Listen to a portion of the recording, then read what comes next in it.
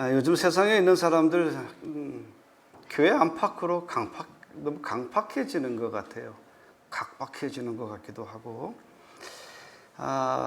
지난 21일 일이었죠. 저 서울 신림동 상권이 가장 활발한 곳에서 대낮에 조선이라고 하는 청년, 이름값을 했어야 되는데 조선이라고 하는 청년이 사회적 불만을 갖고 동년배의 청년들을 향하여 무조건 묻지마 살인을 저질러서 한 명이 죽고 3명의 중경상을 입은 사건이 벌어졌죠. 그 신림동 그 중앙 상권이 이 사건으로 인하여서 지역 경제가 파탄이 났다는 거예요. 사람 그림자도 볼 수 없고 개미새끼 하나 안 지나간답니다. 무서워가지고. 언제 우리도 이와 같은 폭력과 살해를 당할지 모른다는 사회적 불안 심리로 불안과 긴장 속에서 무수히 많은 사람이 하다못해 우리 집사람도 무서워서 못 나가겠어. 그게 무슨 당신하고 무슨 상관이야. 근데 무섭다는 거예요. 이런 오늘도 무사히 하면서 하루하루 살아가고 있어요. 세상에는 어두운 면도 있죠. 근데 다 어두우면 어떻게 살겠습니까? 어두운 면이 있으면 반대 밝은 면도 분명히 좋은 면도 있을 겁니다. 있죠. 사회적으로 영향을 끼치는 어두운 면이 사실은 밝은 면보다 더 전염 속도가 훨씬 빨라요. 이걸 우리는 간과해서는 안 돼요. 좋은 것을 많이 해도 소문나는 것은 적게 소문나고요. 나쁜 일은 적게 해도 소문나는 것은 크게 소문나는 경향성을 띠고 있다는 이야기죠. 어떤 사람이 앵무새 한 마리를 키웠는데 앵무새가 그렇게 욕을 잘해요. 그래서 주인은 착한 앵무새를 데려다가 욕하는 앵무새 새장 안에다 같이 집어넣어서 너 좀 욕 좀 그만하라 하는 심정으로 착한 앵무새를 집어넣었단 말씀이죠. 한 주일 지난 다음에 어디 앵무새가 좀 바뀌었나 하고 들어갔더니 앵무새 2마리가 반가워하면서 노래를 하는 겁니다. 주인 새끼 왔다, 저 새끼 왔다. 이렇게 지저대는 거예요. 아이 참. 근데 저는 고민해 봤어요. 왜 이 이야기가 있을까? 물론 나쁜 것에 대한 전염성에 대한 이야기를 하고자 하는 것이겠지만 왜 앵무새가 욕을 하게 됐는지에 대한 궁금증이 생겼어요. 앵무새는요, 사람이 하는 말, 반복적으로 하는 말을 인식을 해서 그것을 따라하는 습관이 있습니다. 우리 어머니 집에도 지금 한 10년 된 앵무새 한 마리가 있는데 앵무새가 말을 합니다. 궁금하시면 저희 집에 가셔서, 어머니 집에 가셔서 한번 보십시오. 2가지 합니다. 첫째, 사랑합니다. 앵무새가 사랑합니다. 2번째, 할렐루야입니다. 할렐루야. 얼마나 우리 어머니가 앵무새를 향하여 할렐루야, 할렐루야 하니까 앵무새도 할렐루야, 할렐루야. 감사합니다, 감사합니다. 네, 주인이 하면 주인을 따라 하는 거예요. 그러니까 이 앵무새가 욕을 하게 된 것이 다 누구 탓이에요? 주인이 자기 자식들한테, 주인이 자기 종들한테 이 새끼 저 새끼 하니까 앵무새가 듣고 이 새끼 저 새끼 하는 거예요. 사람은 출생과 더불어 작은 마음의 그릇을 가지고 다 태어납니다. 제가 볼 때 갓 태어난 아기들의 그 가슴에 있는 마음의 그릇은 거의 비슷할 것이다라고 생각이 됩니다.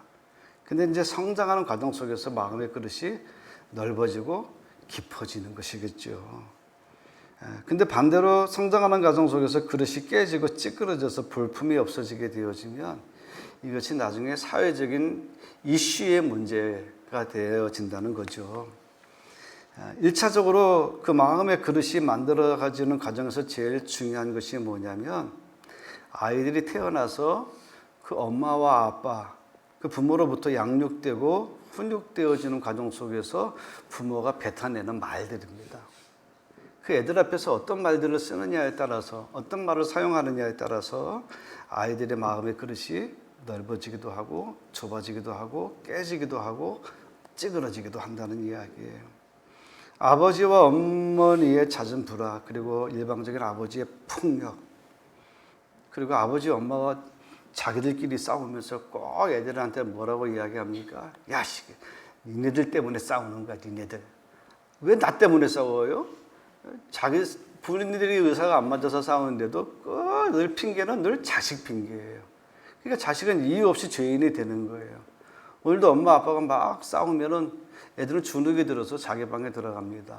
그리고 입을 뒤집어 쓰고 오늘도 엄마 아빠가 나 때문에 싸우는가 보다 하고 죄책감에 빠져요. 하나 상관이 없는데. 우리가 성장기의 아이들이 이해할 수 없는 행동들을 하죠.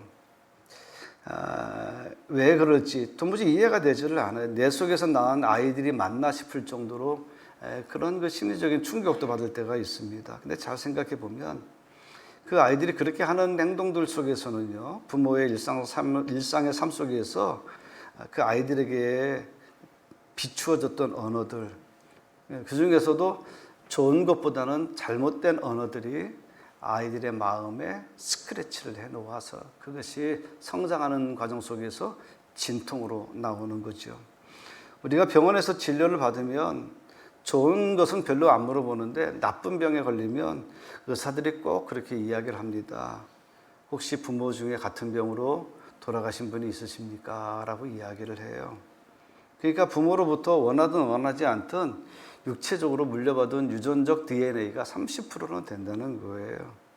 그렇다고 한다면 우리가 어려서부터 성장하는 과정 속에서 가정을 통해서 부모의 언어의 습관들을 통해서 정신적으로 영적으로 물려받은 유전자는 제가 볼 땐 아주 크다, 매우 크다라고 하는 이야기예요. 그리고 2차적으로 마음의 그릇이 새롭게 만들어지는 과정이 있다고 한다면 그들이 부모의 곁을 떠나서 독립하여서 사회에 나와서 사회적인 관계를 맺으며 살아갈 때입니다. 성장의 과정 속에서 다소 불편함이 있었다 할지라도 사회성이 있고 사회적 관계를 잘 맺으며 살아간다고 한다면 어느 정도 치유는 될 수 있겠지요.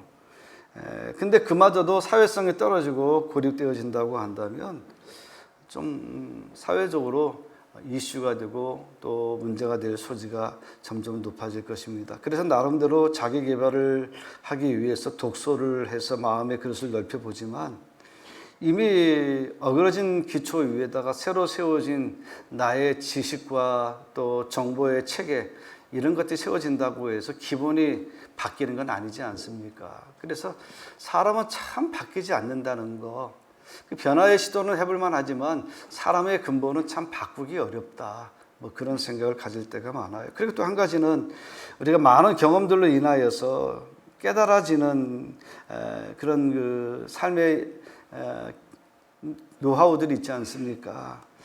그래서 남보다 특이하고 남보다 다소 많은 일들을 통하여서 마음의 그릇이 확장되어지는 경향성도 있지만 이것의 맹점은 뭐냐면 내 경험이 다른 사람의 경험과 일치할 수 없다. 내 경험은 내 경험일 뿐이다. 주관적인 경험을 다수의 사람의 경험으로 비추어서 이야기할 수는 없지요. 더구나 지금 시대는 혁신의 시대가 아닌 혁명적으로 급변하는 문화 문명의 시대를 접하고 있기 때문에 지난 나의 과거의 경험으로 앞으로 다가올 미래의 세대를 우리가 품기에는 너무 역부족이다라고 하는 생각을 갖습니다. 그래도 저도 굉장히 사물을 잘 다루는 사람 중에 하나인데 요즘은 유난히 기계 앞에 쓸 때마다 두렵습니다. 될까? 가능할까? 뭐 이런 생각들이죠. 그래서 어디 커피숍 가는 것도 좀 걱정이 되고 만약에 영화관에 간다고 한다면 이제 영화관에도 접수해 주는 사람이 없대요. 다 가서 눌러야 된답니다. 영화관을 가봤어야 뭐 여러분들이 뭐 나이 드셔가지고 말씀이죠. 이제 가셔가지고 막 눌러야 된대요. 눌러서 내가 어느 자리까지 해서 결제하고 또 할인 쿠폰 넣고 또 바코드 찍고 또 표 받으면 옛날 같지가 않아요. 사람이 없어요, 사람이. 그러니 이제 뭐 나이 60이 넘어간 사람들이 가가지고 표 주세요 하는 시대 이제 지나갔기 때문에 이제 옛날의 경험 갖고 자꾸 이야기하면 꼰대 소리나 듣고 사람 취급 못 받아요. 자꾸 옛날 소리 하는 사람 요즘 젊으신 세대들이 좋아하겠어요. 이제는 정말 내가 변하지 않고 나의 그릇을 내가 넓히지 않으면 이제 더 이상 스스로 이 사회 속에서 살아남기가 참으로 힘든 세상이 됐다. 그런 생각을 갖습니다. 많이 노력해야 돼요. 그래도 제가 아무리 강조해도 지나치지 않는 것이 하나가 있다고 한다면 자식은 곧 부모의 거울이다. 자식은 곧 부모의 거울이다. 이것을 잊지 마시고 성장하는 과정 속에서 아이들의 마음의 그릇의 크기와 깊이와 높이가 잘 만들어줄 수 있도록 우리 자녀들을 잘 양육하고 훈육하시고 어려서부터 우리 자녀들을 믿음 안에서 잘 지지해 주시고 응원해 주셔서 아이들이 잘 자라줘서 성장한 이후에 별 문제 없이 아주 출세하는 것보다 건강하게 별 문제 없이 남자가 여자를 만나고 여자를 남자를 만나서 옛날에 그런 고민도 안 되는데 이제 그런 얘기를 해야 돼요. 하도 남자가 남자를 만나고 여자를 만나니까 이제 남자가 여자를 만나고 여자가 남자를 만나서 가정을 꾸려서 알콩달콩 잘 살아주면 이제 고맙게 생각하는 그 시대가 되고 말았어요. 우리 옛날에 지금도 마찬가지. 이제 우리 딸내미 시집을 한번 가야 될 것 같은데 궁금하죠. 도대체 사귀는 남자친구의 부모님은 어떤 분이신가? 어떤 일을 했는가? 이것이 뭐 돈을 많이 버는 일인가? 돈을 적게 버는 기춘의 문제가 아니라 그 일들을 통해서 부모가 사회적으로 어떤 역할을 하고 있는지에 대해서 궁금하죠. 왜냐하면 사귀는 남자친구가 분명히 그 부모의 지대한 영향을 받았겠죠. 어디서 나왔겠어요? 그 엄마, 그 아빠에서 나왔겠지 뭐. 나도 자다가도 깜짝깜짝 놀래요. 어쩌면 내 딸이 아빠 성질을 닮았는지. 안 좋은 건 다 나 닮고 말씀이죠. 좋은 건 자기 엄마 좋은 건 좀 닮아야 되는데 안 좋은 것만 닮았어요. 그나마 우리 아들이 저기 뒤에 있으니까 얘기하는데 그나마 쟤는 나를 안 닮고 자기 엄마를 닮아서 그나마 좀 위로가 되긴 합니다만은 참 그래요. 그래서 옛날에 사돈을 떡을 보고 우리가 결혼을 시킨다 그러잖아요. 그 뭐예요? 그 상대방에 대한 성장의 과정이 그만큼 마음의 그릇과 크기를 지배하고 있다는 것을 반증하고 있다는 이야기죠. 교회 얘기로 돌아오겠습니다. 기독교를 박애의 종교다 이렇게 이야기합니다. 환경과 주권을 초월해서 널리 사랑을 전파하는 종교다라고 하는 이야기죠. 기독교의 반대말을 어떤 사람은 뭐 불교다라고 이야기하는데 아닙니다. 기독교의 반대말은 이기주의입니다. 나밖에 모르는 것, 이것이 기독교의 반대말이에요. 그러면 기독교라고 하는 말을 다른 말로 표현하면 이타적인 사랑을 실천하는 공동체다라고 하죠. 이타적이다라고 하는 건 뭐냐면 사전을 보니까 어떤 개체가 자기에게 불이익에도 불구하고 다른 개체, 다른 사람에게 이익을 주는 행동이다. 이렇게 설명을 하고 있더라고요. 나는 손해가 되더라도 타인에게 이익과 유익을 끼치는 행동을 하는 것이 이타적인 행동이다. 그런 표현이죠. 그래서 예수님께서 우리를 위해서 죽으셨어요. 자기는 생명을 십자가에서 불사르시고 그 불사르심으로 인하여서 오늘 이 시대에는 예수 그리스도를 믿는 자에게는 구원의 기회를 갖게 되어졌다는 것. 이것이 바로 기독교의 정신 아니겠어요? 그래서 잠언 4장 23절에는 무릇 지킬 만한 것보다 너의 마음을 지키라 그랬어요. 마음을 지키다라고 하는 이야기를 풀어서 이야기해 보니까 번역 성경에 마음을 넓혀라, 마음을 잘 통제하라, 마음을 잘 다스리라. 거기에서 생명의 근원이 남이라 그랬어요. 오늘 본문에도 11절에 우리의 마음이 넓어졌으니 너희도 마음을 넓히라 이렇게 권면하고 있어요. 고린도 전후서는요, 사도 바울이 고린도 교회를 개척을 했어요. 그리고 많은 교회를 개척했는데 보통 선교사이기 때문에 정착을 오래 못해요.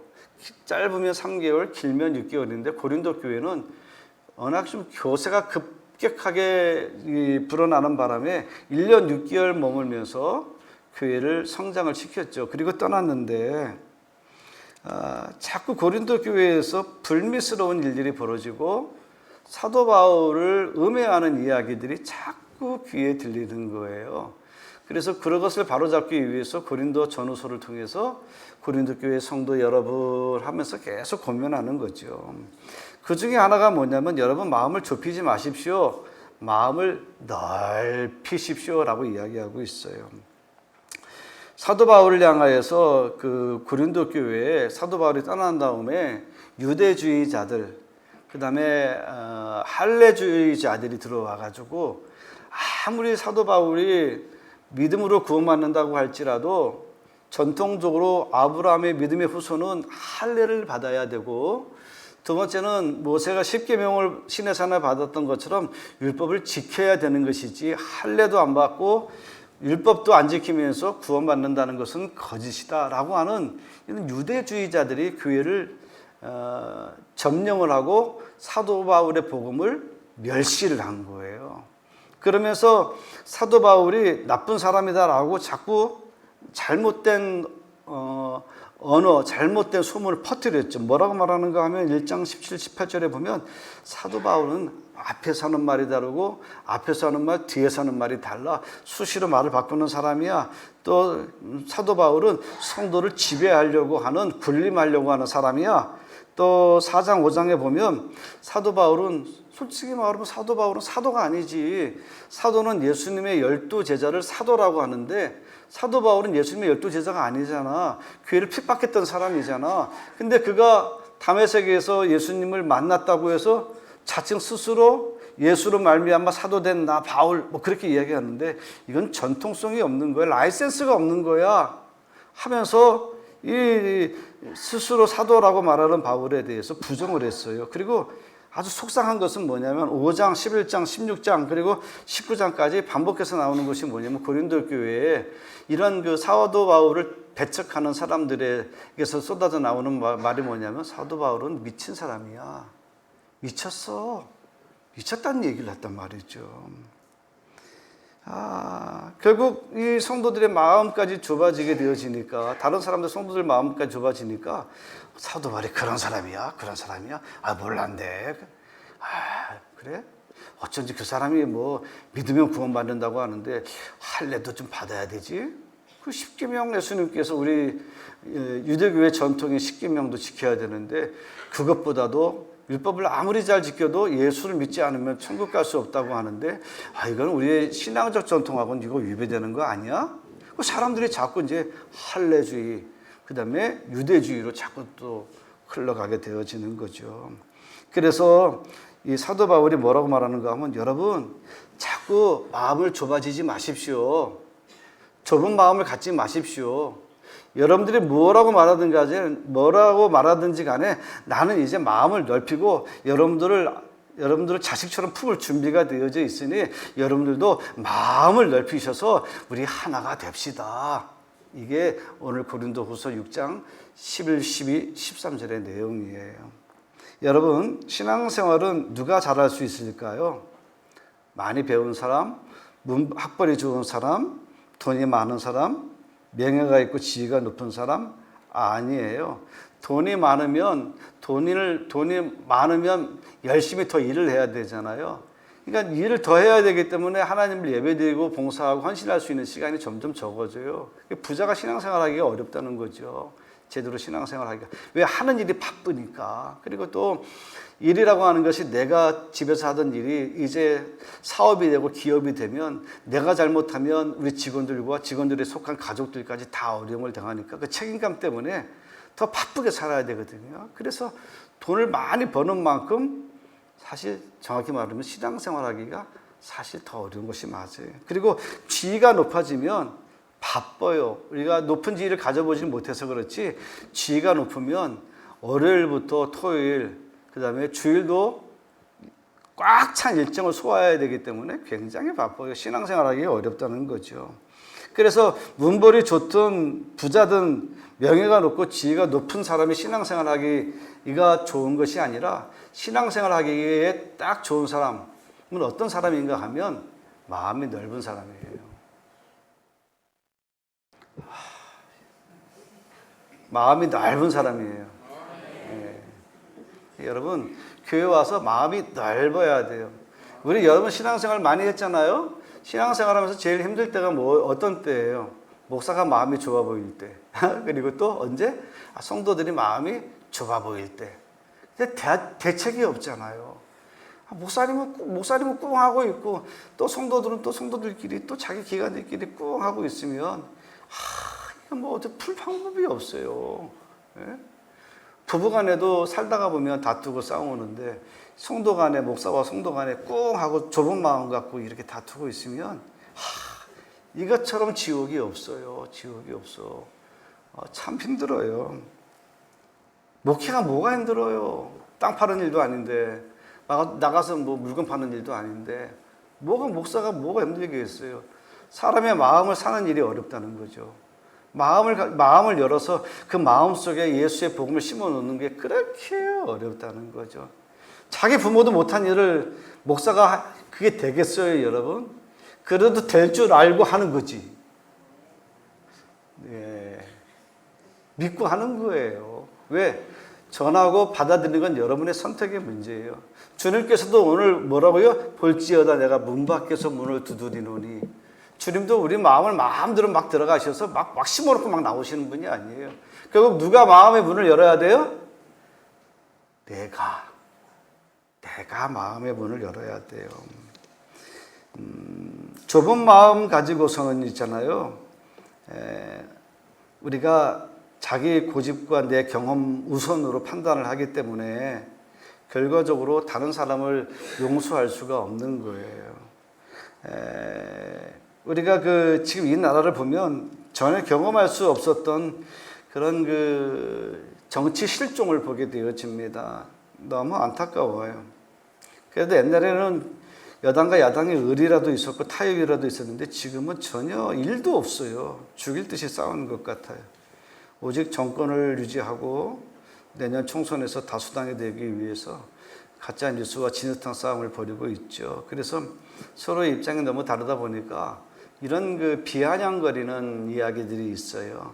여당은 건배할 때 뭐라고 건배하는가 하면 위하여라고 건배한답니다. 여당이기 때문에.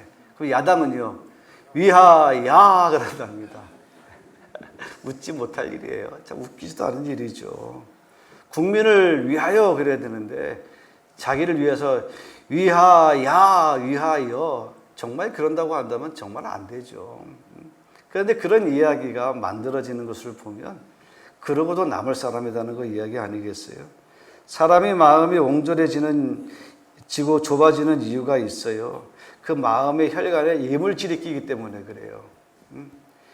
당뇨병이 안 좋은 게 뭐냐면 피가 걸쭉해져서 혈관을 타고 다니는 피의 속도가 늦춰지니까 그래서 결국에는 저 발끝이나 손끝 이런부터 괴사가 시작되어지면 잘라내야 된다는 거예요.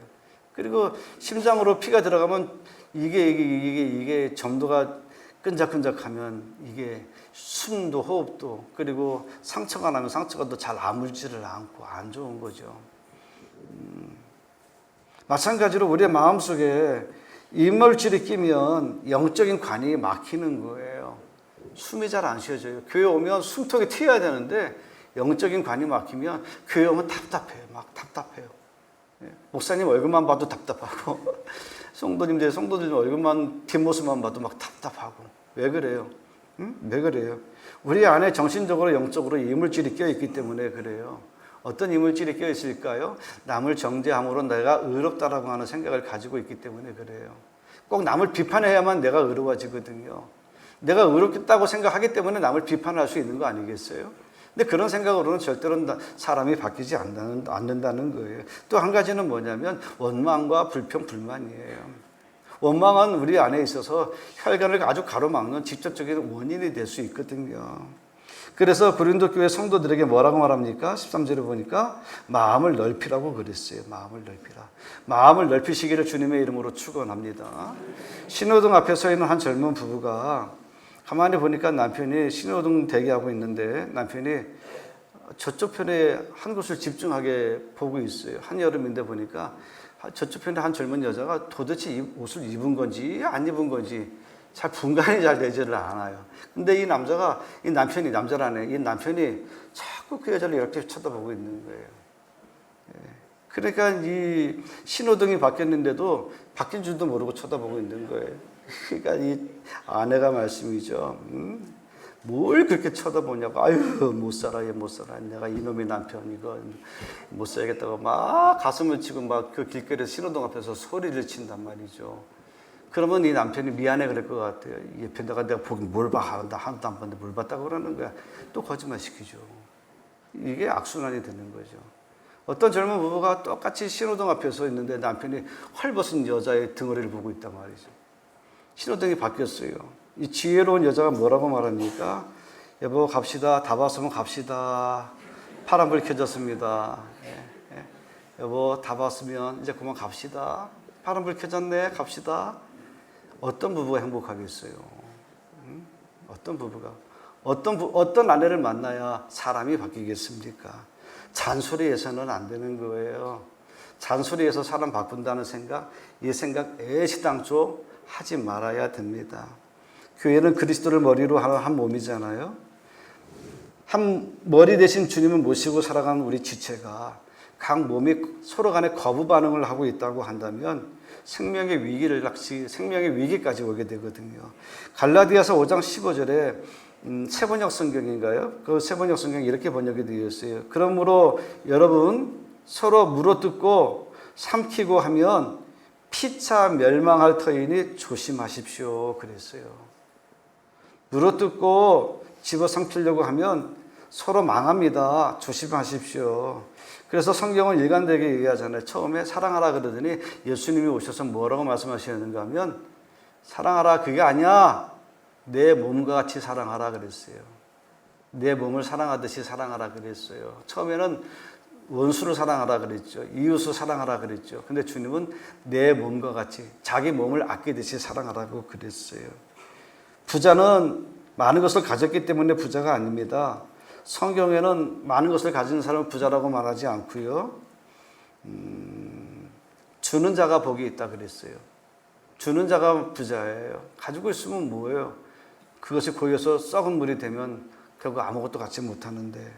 그래서 줄 때 교회가 구제도 많이 해야 되지만 여러분 먼저 구제하기 전에 뭐부터 줘야 될까요?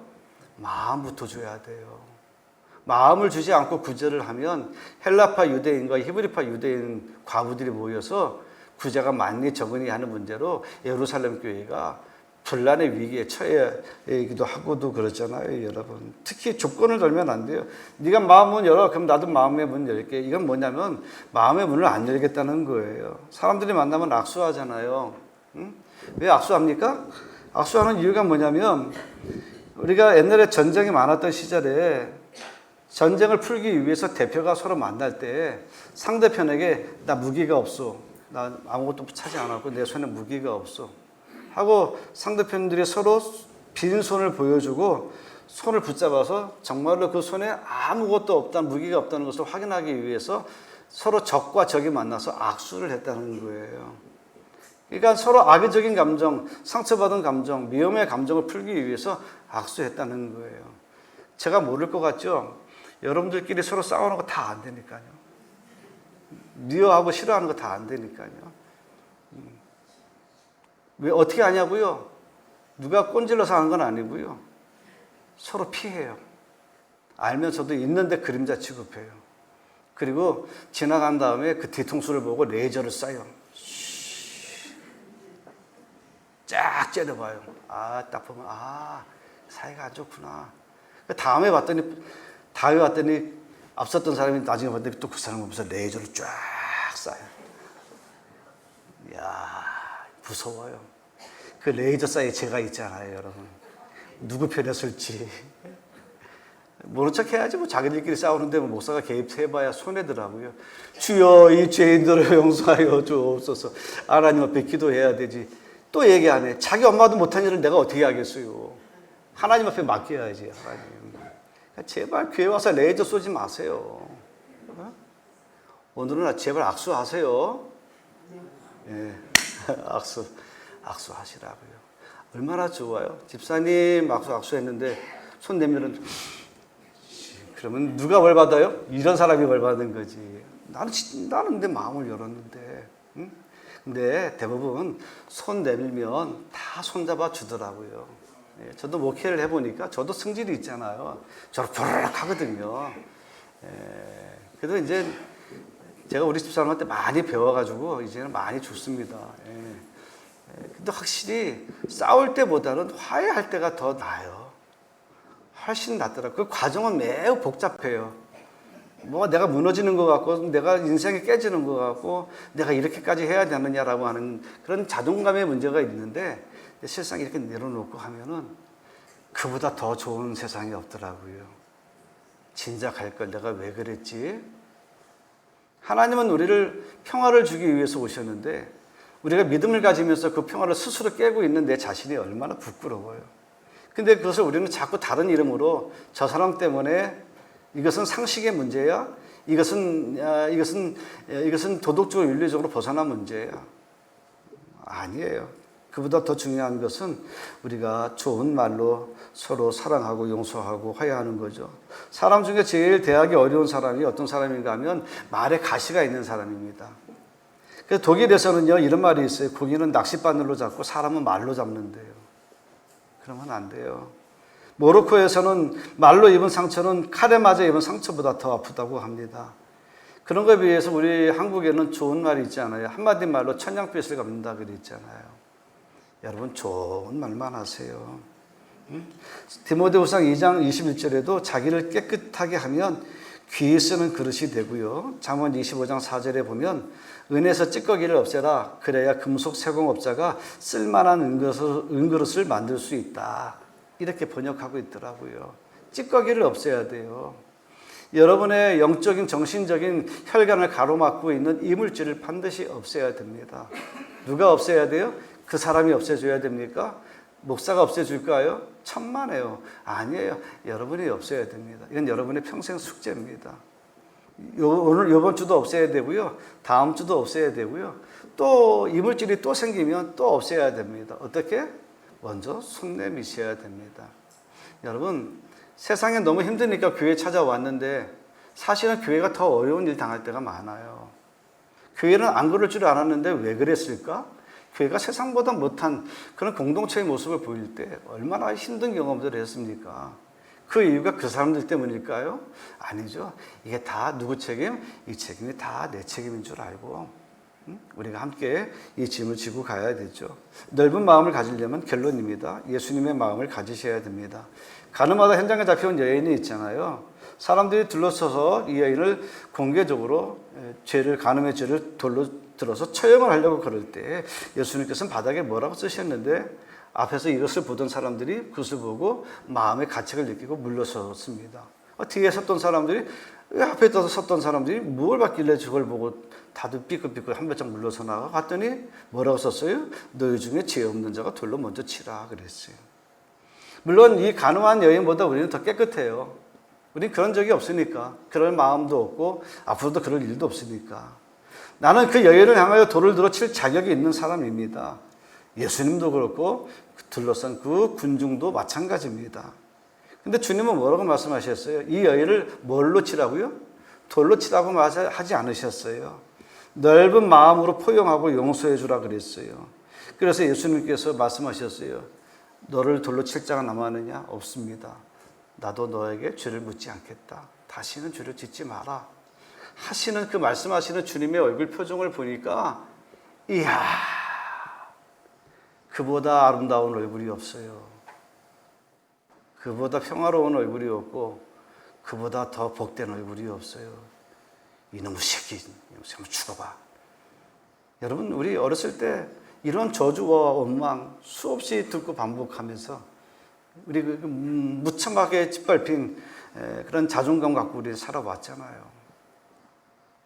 이제라도 우리가 예수 믿고 그런 다친 마음을 풀고 이제 제천중앙교회만이라도 열린 마음을 갖고 우리가 믿음의 생활을 해나가야 되지 않겠습니까? 저는 이렇게까지 이야기하고 싶어요. 믿음 중요합니다. 열심히 기도하는 거 중요합니다. 그런데 말씀이죠. 그것을 담을 수 있는 마음의 그릇이 없으면 꽝입니다. 믿음의 경력? 30년, 40년, 50년 뭐 하겠어요? 마음의 그릇이 종직 그릇 같은데 담을 그릇이 없어요. 다 뭐 했어요? 다 흘려보냈어요. 그래서 다 없어져 버렸어요. 내 마음에 남은 것은 흔적만 남아 있어요. 경력과 흔적만 남아 있어요. 여러분, 우리는 신앙의 기술을 배우는 게 아니라 신앙의 은혜를 배우는 거예요. 와서 쓸데없이 기술만 배우지 마세요. 찬송하는 기술, 기도하는 기술, 봉사하는 기술, 사람들 앞에 인정받는 기술, 그런 기술 배우는 거 아니에요. 그런 기술 배우면 사람이 굳은 마음을 가져요. 딱딱해져요. 강팍해져요. 목사를 우습게 알아요.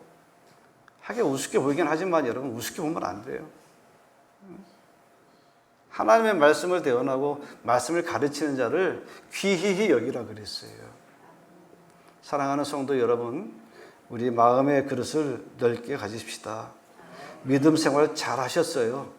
기도 생활 열심히 하고 계십니다. 이제 뭐를 준비해야 됩니까? 마음의 그릇을 넓히셔서 차단의 벽을 쌓지 마시고, 내가 상처를 받았다 알지라도 그 상처를 자식에게 물려주면 안 되잖아요. 내가 목회를 하면서 상처를 받았다고 그 상처를 성도들이 고스란히 대물림해도 안 되잖아요.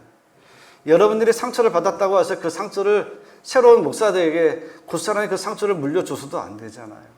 마음의 그릇에 담을 허물어 버리고 이제 우리가 제천중학교를 생각하면 너무 자다가도 너무 행복해서 그냥 미친 사람처럼 그냥 이렇게 막 웃음이 나올 수 있는 교회, 자다가도 벌쩍 일어나서 막 이게 뭐 무서웠다는 교회가 아니라 제천중학교만 생각하면 너무 이제 행복해지고, 다음 주에는 무엇을 입고 갈까? 어떤 신을 신고 갈까? 어떤 귀걸이를 하고 갈까? 예? 뭐 이런 고민에 빠질 수 있는 그런 기회가 됐으면 좋겠어요. 마음의 그릇을 우리 넓힙시다. 그래서 우리 교회가 제천의 무슨 교회? 중앙교회. 네, 중앙의 역할을 잘 감당할 수 있기를 주님의 이름으로 축원합니다. 우리